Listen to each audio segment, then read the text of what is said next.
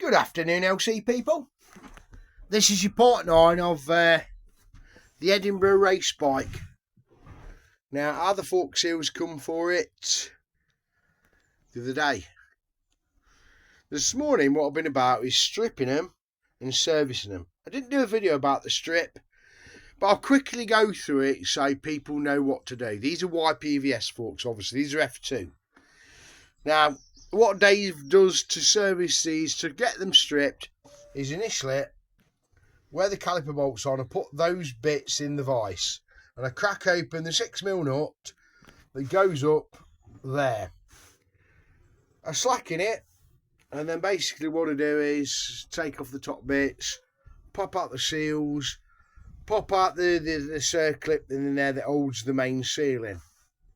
Yeah.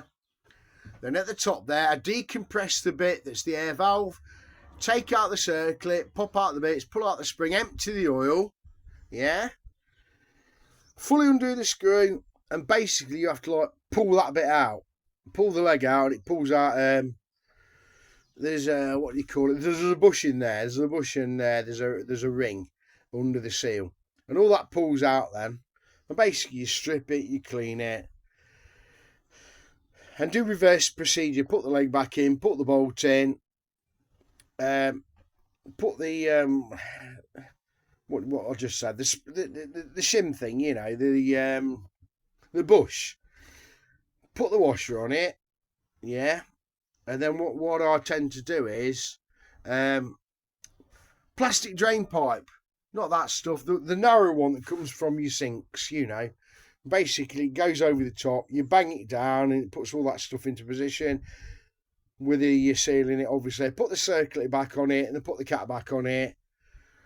And then before you assemble the top, get the right amount of oil in it, as stated in your manual.